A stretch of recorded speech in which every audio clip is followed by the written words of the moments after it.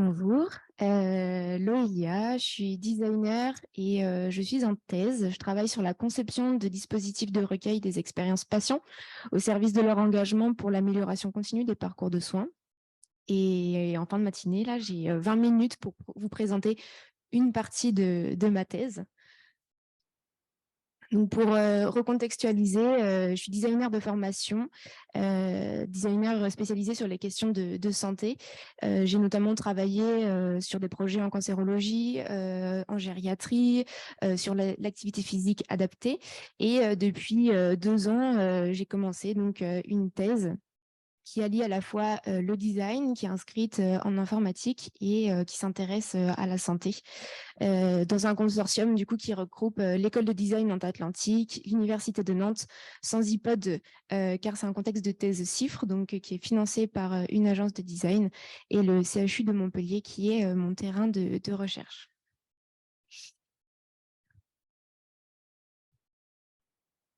Quand je parle d'expérience patient, je me réfère à un cadre qui est plus large, qui est l'expérience humaine. Pour moi, l'expérience patient, c'est avant tout un humain, c'est un individu qui est en interaction avec un environnement et qui peut être influencé par certains facteurs. Et quand on cherche à recueillir son expérience, à capitaliser sur l'expérience, pour moi, on s'intéresse à ce qu'il fait, à ce qu'il vit et aussi à ce qu'il sait.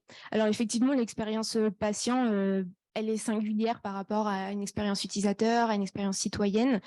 Effectivement, on est dans un environnement de santé qui est complexe. Effectivement, on peut être influencé par des facteurs de stress, on peut être influencé par sous l'influence d'un médicament, par exemple. On peut avoir des interactions qui sont répétées, notamment dans le cadre de maladies chroniques. Mais je pense que ce qui est intéressant, c'est de tenir compte de ces singularités pour se dire qu'on n'intervient pas dans un environnement qui peut être celui d'une expérience utilisateur, mais c'est surtout de ne pas réduire en fait le patient à sa pathologie, par exemple, à sa problématique de santé, mais c'est bien dans l'interaction qu'on a avec lui, d'en tenir compte dans sa posture, dans l'échange, dans les conditions dans lesquelles on travaille avec lui. Alors pour moi, l'expérience des patients, c'est une source de richesse, une source d'amélioration. Ça permet de mieux répondre aux besoins. Et aujourd'hui, l'expérience des patients, elle est confondue avec le concept de satisfaction, et elle est majoritairement prise en compte par des questionnaires qui sont peu représentatifs de la richesse qu'est l'expérience des patients. Et on a des résultats qui sont généralement peu actionnables pour transformer les systèmes de santé. Et les hypothèses que je fais dans ma recherche, c'est que le recueil de cette expérience, elle doit être adaptée et cohérente aux spécificités des patients et de leur parcours. Elle doit les impliquer activement comme des acteurs qui sont concernés, qui sont actifs en fait de ce recueil-là. Elle doit avoir une portée transformative, elle doit permettre d'améliorer, elle doit servir à quelque chose. On ne fait pas du recueil d'expérience patient pour s'intéresser aux émotions, pour en rester là. Non, ça a vraiment une valeur ajoutée et on peut vraiment transformer à partir de leur expérience. Et on doit l'envisager en complémentarité avec d'autres types d'expériences, par exemple l'expérience des professionnels qui vivent tous les jours et qui sont dans ces systèmes de santé-là confrontés, ils sont confrontés tous les jours. Alors, le cadre dans lequel je m'inscris, c'est une recherche appliquée sur un terrain d'études qui est le CHU de Montpellier, dans un service d'urgence. Alors, j'utilise le cadre du projet de design. Donc, j'ai vraiment mon projet de recherche et mon projet de design. Et j'utilise le projet de design, en fait, pour poser mes questionnements, pour créer de la connaissance. Et donc, il y a une imbrication, en fait, entre un projet de design et un projet de thèse. Et effectivement, donc, comme je vais parler beaucoup de design, c'est important de resituer aussi pour moi le cadre qui est assez appréhendable, qui est le cadre méthodologique en fait de l'innovation par le design. C'est un processus stratégique de résolution de problèmes pour l'innovation et qui a pour objectif d'agir sur un environnement pour maintenir l'habitabilité du monde. Ça peut se découper en deux grandes étapes, le design thinking et le design doing, le faire du design. Ça peut se subdiviser en 4 étapes: l'exploration, l'analyse, imaginer, expérimenter. Et en fait, il y a des mouvements en fait où on va venir diverger et converger dans notre façon de travailler. Effectivement, il y a des boucles de rétroaction. On peut venir itérer, on peut venir moduler ce cadre méthodologique qui n'est pas du tout envisagé de façon linéaire. Et donc, sur mes slides, il va être en fait dans un petit coin de la slide pour pouvoir venir resituer en fait où est-ce que je suis dans ma démarche. Alors, quand je suis arrivée dans les urgences du CHU de Montpellier, le questionnement, c'était il y avait eu un comité d'hygiène en fait qui avait souligné la problématique de l'accueil des patients aux urgences qui était problématique, mais il n'y avait pas de solution qui était fléchée. Il n'y avait pas de réponse en fait à ces tensions qu'on pouvait ressentir dans les urgences. On était délimité dans un périmètre qui était celui de l'accueil et de l'admission, et on excluait totalement le soin parce que c'était pas le périmètre du projet auquel on avait accès. Et je travaillais avec Emmanuelle Garnier, qui est directrice d'hôpital au CHU de Montpellier, acculturée à l'intérêt de l'innovation par le design, et avec Caroline Tricot, qui est designer, praticienne, intégrée au CHU, et qui avait créé en fait en janvier la cellule design, enfin pas la cellule design, la cellule expérience patient qui embauchait voilà, une designer et qui travaillait sur l'innovation organisationnelle. Alors, quand il s'agit de commencer le projet, on s'est tout de suite intéressé à l'expérience des patients et le point d'entrée, en fait, ça a été de schématiser, là, de façon simplifiée, en fait, ce que pouvait être l'expérience d'un patient quand il arrivait aux urgences. On peut arriver de deux manières, soit en véhicule médicalisé, soit on peut arriver par ses propres moyens. On fait d'abord un accueil qui est administratif et ensuite, il y a une évaluation qui est paramédicale. Il y a tout le temps du soin qui est vraiment une parenthèse à part entière et qui est en dehors du périmètre de l'étude. Et après, les trois façons de sortir en fait des urgences, c'est d'être hospitalisé, de transférer dans un autre établissement ou de rentrer à domicile.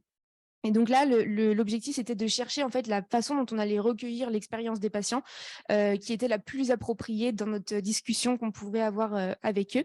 Et donc, on avait repéré que l'arrivée en fait aux urgences en véhicule médicalisé et avant en fait l'accueil administratif, on avait des urgences qui étaient vitales. On ne pouvait pas du tout intervenir parce que c'était la priorité, c'était l'aspect médical. Et on avait l'espace d'attente ensuite qui était un espace intermédiaire où justement on pouvait avoir des patients qui attendaient 30 minutes comme des patients qui attendaient 10 heures. Il y avait des patients qui s'ennuyaient, il y avait des patients qui n'avaient rien à faire. Et là, à cet endroit-là, on n'avait plus de problématiques de santé vraiment importantes. Et on avait également la sortie administrative où là, le parcours était terminé, les problématiques étaient généralement réglées, où les solutions, elles étaient fléchées, où on pouvait intervenir en fait de façon pertinente à ce moment-là. Donc, ce qu'on a mis en place, c'est tout d'abord de l'observation participante. C'est observer les patients en salle d'attente, se déclarer en tant qu'observateur, dire son travail, et ça amène à la fois à des observations, à des patients qui ne souhaitent pas forcément interagir avec nous, mais juste on voit la façon dont ils utilisent une salle d'attente, ce qu'ils font. Et ça amène aussi à des échanges aux personnes qui expliquent pourquoi ils viennent, comment ils se sentent en salle d'attente, les problématiques qu'ils ont rencontrées jusqu'ici. Donc, ça amène vraiment ces deux types en fait, de matières-là, de recueil-là. On a aussi mis en place un questionnaire numérique avec un QR code. Ça nous permettait aussi de ne pas être présent en salle d'attente et de ne pas influencer en fait, le recueil de l'expérience des patients et de laisser libre en fait, aux patients de venir apporter son expérience et son retour et ses idées. Et donc, c'est un moyen qui a plutôt bien marché. Et ensuite, on a mis en place un formulaire de sortie au moment où le patient remet tout son dossier médical et où il y a toutes les formalités administratives qui se font sur quelques minutes. Il avait un formulaire où il pouvait du coup faire part de son expérience voilà, vraiment à la fin de son parcours. Du côté des professionnels, on a formalisé ce temps-là, ce projet-là par une réunion de lancement de projet, et on avait proposé des cartes en fait avec différents moyens de contribuer au projet. L'objectif, c'était de pouvoir envisager le recueil de leur expérience en fonction de leurs contraintes et en fonction de leurs envies. Et donc là, c'est vraiment les professionnels qui ont dit bah moi, je peux contribuer de cette façon-là, ou là, moi, j'imagine une autre façon de contribuer au projet. On a vraiment laissé libre cours aux envies et aux possibilités des équipes. Et c'est ce qui nous a amené à faire des visites commentées. Certains membres des soignants, des médecins, du personnel administratif nous ont amené en fait visiter leurs locaux, les façons dont ils fonctionnaient, les endroits où ils recevaient les patients, les endroits où ils pouvaient avoir des problématiques. On a également fait de la co-observation. C'est-à-dire qu'on a formé les équipes à faire de l'observation dans leur propre service pour changer leur regard, le tourner vers le patient. On les a formés à aller attendre comme un patient en salle d'attente. Ça les a obligés en fait de sortir de leur posture et de posture, on va dire, de métier, et d'aller voir en fait ce que le patient vit quand il arrive aux urgences et à quoi il est confronté. Et on a également utilisé des échanges compréhensifs collectifs pour approfondir des sujets qui étaient spécifiques. Dans sa globalité, par rapport au recueil de l'expérience patient, enfin, ce que ça demande en termes d'investissement sur l'observation participante, c'était environ 30 heures. C'est 160 patients qui ont répondu au questionnaire numérique et 125 accompagnants, parce que ça a aussi mobilisé les accompagnants. Le formulaire de sortie a pu en une semaine recueillir 115 réponses. Et du point de vue des professionnels, on a pu faire trois visites commentées et il y a 10 personnes qui ont été, pardon, j'ai une faute dans ma, dans ma slide, je me rends compte, j'ai 10 personnes qui ont participé à l'observation participante et qui ont eu 4 heures de formation, et il y a eu 15 heures d'observation qui ont été menées par les professionnels de santé pour justement aller observer ce que les patients vivent.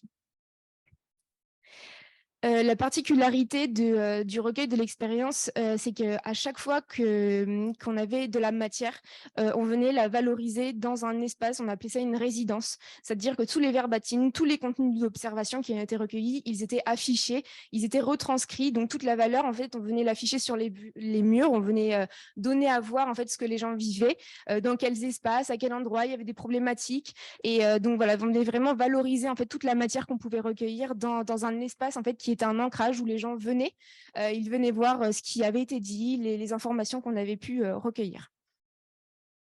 Alors ensuite, dans la démarche, il s'agit d'analyser en fait toutes les données qu'on a pu recueillir.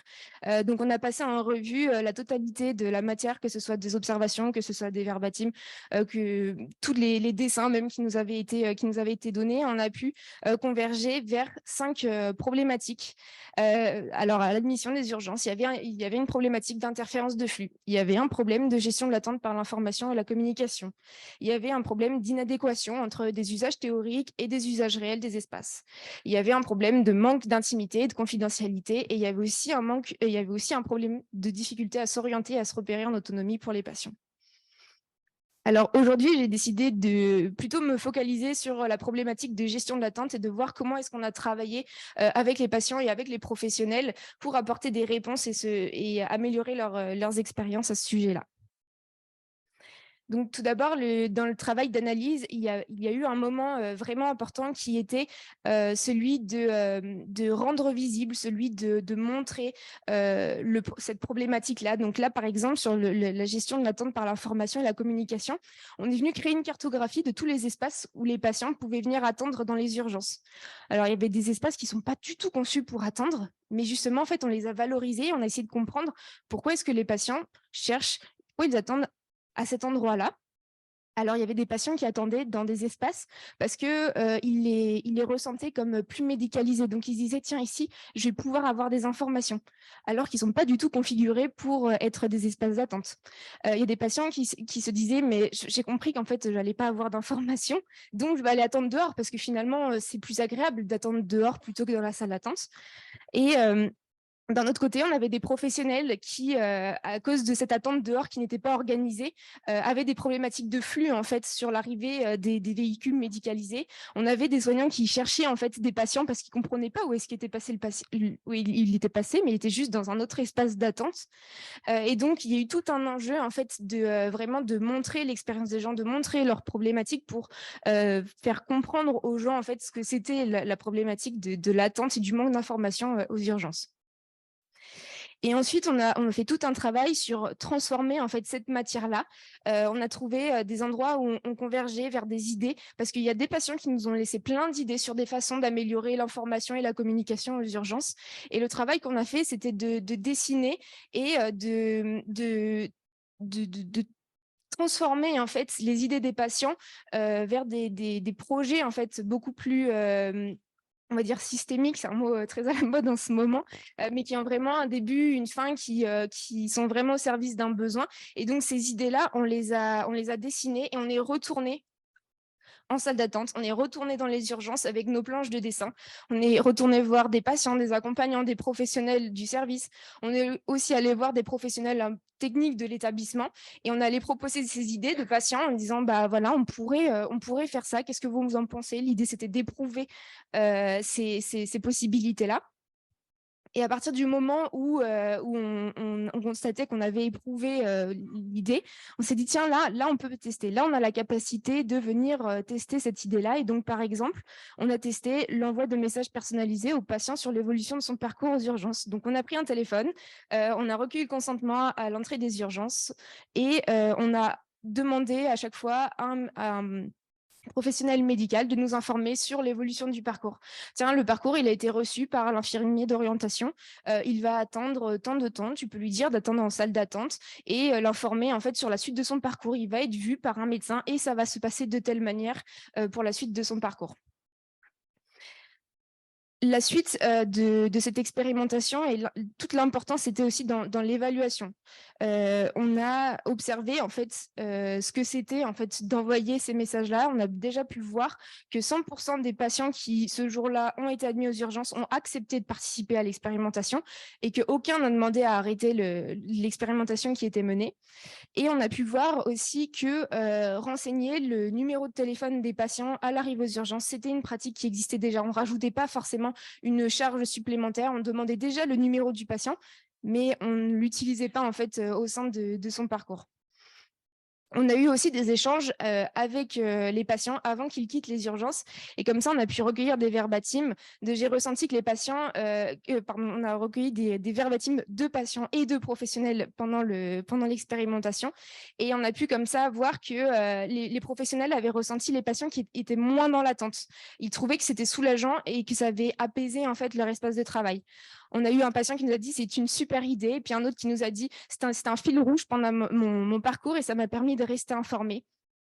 Et on a eu aussi des retours qui sont venus challenger, qui sont venus critiquer de façon constructive l'expérimentation, en disant mais c'est super, hein, mais je ne vois pas comment votre expérimentation, elle peut vraiment être automatisée, elle peut vraiment fonctionner, parce que là, la réalité, c'est que c'était nous qui étions derrière le téléphone et c'est nous qui envoyions chacun des SMS un par un à tous les patients en vérifiant c'est le bon patient avec le bon numéro de téléphone, avec les bonnes informations, et ça a été validé par un médecin. Et on a aussi en fait fait une enquête par SMS, vu qu'on avait dialogué par SMS avec les patients. Et avant le test, on avait demandé donc si le niveau d'information des patients était positif ou négatif. Donc le graphique de gauche, c'était avant le test. Et après le test, on a eu 100% des patients qui nous ont répondu que leur niveau d'information était suffisant.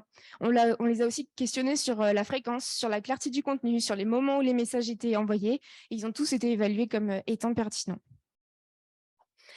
Ce que cette expérimentation elle a pu soulever, c'est 4 thématiques, 4 endroits où on nous a challengés sur la faisabilité informatique. Donc, ça a donné lieu à un groupe de travail où on discute de cette faisabilité. Comment est-ce qu'on vient corréler l'envoi d'un message avec un mouvement sur la base de données informatique du CHU des urgences. D'un point de vue juridique, parce qu'à partir d'un moment où on écrit un message, on vient poser les mots, on vient dire le temps d'attente, et donc ça peut engager le CHU, et donc forcément, il faut aborder ces questions juridiques. Ça a aussi challengé l'organisation paramédicale et médicale, parce que l'information par SMS ne fait pas tout, et il faut aussi que les équipes s'organisent pour redonner de l'information et du contact humain avec le patient. Et ça aussi, on a pu découvrir d'autres besoins. On s'est rendu compte qu'en fait, les patients et les accompagnants qui manquaient d'informations, ils appelaient les urgences, et qu'il y avait seulement 25% des appels qui étaient aujourd'hui répondus. Et donc, ça nous a permis de faire le pont avec un autre service et un autre projet qui travaille sur un répondeur automatique aux urgences. Du coup, pour conclure, j'ai 4 points. Ce n'est pas les conclusions de ma thèse, parce qu'il me reste encore 1 an pour arriver à ces conclusions. Je voulais parler du design au service de la prise en compte de l'expérience des patients pour l'amélioration continue des parcours de soins. cette expérimentation aux urgences, elle a montré que le design a la capacité d'être ancré en immersion sur le terrain, sur des réalités sociales des individus. Et ça a pu montrer qu'on a pu aller au-delà de la prise en compte de la satisfaction. On est allé chercher une compréhension beaucoup plus large, davantage en profondeur et en richesse, comprendre les complexités de l'expérience des patients. On a aussi utilisé une pensée et une pratique créative qui favorise une exploration sensible de l'expérience des individus. Et il y a eu toute une importance sur vraiment représenter, révéler les expériences, faire prendre conscience de l'expérience des patients et de ce qu'ils vivent, parce que c'est pas facile finalement de se rendre compte de ce que les gens vivent. Et donc, il y a eu toute une importance qui a été donnée à cet aspect-là. Il y a vraiment eu un intérêt sur la perspective d'intervention, le fait qu'on est arrivé à corréler le recueil en fait avec une amélioration concrète, de dire qu'aujourd'hui on a vraiment proposé des solutions d'amélioration. Alors là, c'était une expérimentation sur les SMS envoyés de façon individualisée aux patients, mais on a travaillé sur les interférences de flux, par exemple, et il y a eu tout un projet de maquette, de venir réorganiser les urgences pour tenir compte du parcours du patient, de quand le patient il arrive et qu'il exprime sa problématique de santé, qu'on ne lui réponde pas votre carte vitale et votre identité, votre numéro de téléphone. Comment est-ce que petit à petit on amène à faire bouger l'organisation du service pour répondre aux besoins des patients? Et le dernier point, ça a été le fait de considérer les patients et les individus plus largement comme des experts et chercher en capacité et à valoriser leurs expériences dans la construction de réponses. Et on a bien vu que l'expérience des patients, elle peut être mise à contribution de la conception de réponses pour la transformation. Voilà, j'espère que j'ai tenu le timing qui est imparti. Merci. Merci beaucoup Loelia pour cette présentation Fast Track, une expérimentation qui a duré 1 an. C'était très intéressant. Il y a une question en ligne. Est-ce qu'il y a des questions en salle également? Alors, je vais commencer par la question en ligne. Quelqu'un qui s'appelle Adèle Perrin, donc qui nous demande « Merci beaucoup pour ce super projet, mais je me demande comment peut-on accompagner les établissements à conduire des changements, comme illustré, sans passer par toutes ces étapes ?» Et elle dit parce que ça doit prendre du temps, le temps d'une thèse. Elle fait un petit smiley.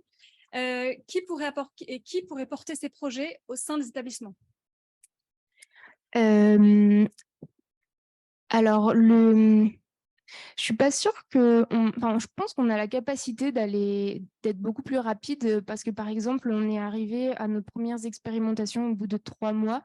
Après, ça demande, c'était une immersion pendant 3 mois aux urgences, vraiment totale, on va dire, travailler exclusivement sur ce sujet-là. Donc forcément, ça demande du temps. Après, je travaille avec une designer qui, du coup, peut aussi travailler en urologie dans plein d'autres services en même temps. Et finalement, ce temps long, c'est aussi intéressant parce que ça permet de rattraper un peu le temps long des projets à l'hôpital et de tout ce qui se débloque en fait avec le temps. Forcément, les expérimentations, on peut les mener très, très vite, mais la mise en place réelle des solutions, elle met beaucoup plus de temps. Et effectivement, c'est complexe. On ne peut pas embaucher un designer dans chacun des services. On ne peut pas embaucher une armée de designers à l'hôpital pour transformer. Et il y a tout un enjeu de donner les moyens aux professionnels, aux services, à l'établissement, en fait, de mener ces projets-là. Et effectivement, c'est un réel enjeu parce que c'est difficilement reproductible. Du coup, ça ouvre la question sur les formations et la culturation à ces méthodes. Tout à fait. Et des outils, et de donner les moyens, de créer des espaces. Est-ce qu'il y a d'autres questions? On a prévu la fin des questions à 11h40 avec Jean-Philippe, mais oui. Merci beaucoup, c'était vraiment une super belle présentation. Puis merci d'avoir focusé sur un des domaines. Là. On a hâte d'entendre les autres. Est-ce qu'il y a eu des résistances qui ont été vécues et comment vous les avez, comment vous avez réussi à passer au travers? Alors effectivement, il y a aussi eu des échecs, il y a aussi eu des problèmes. Peut-être que le premier, ça a été de se rendre compte qu'aux urgences, j'ai cherché ce concept de partenariat et j'ai cherché d'emmener des patients dans les ateliers, construire des maquettes. Et effectivement, les patients n'étaient pas du tout réceptifs à ces formats-là. Parce qu'à partir du moment où ils avaient quitté les urgences, ils voulaient pas revenir sur leurs expériences et ils voulaient pas revenir non plus physiquement aux urgences pour travailler. Et donc, effectivement, j'ai cherché très longtemps les façons d'inclure des patients en respectant en fait leurs envies, leurs besoins, le contexte dans lequel ils venaient et à corréler ça avec des implications aussi de soignants qui sont totalement différentes. Oh.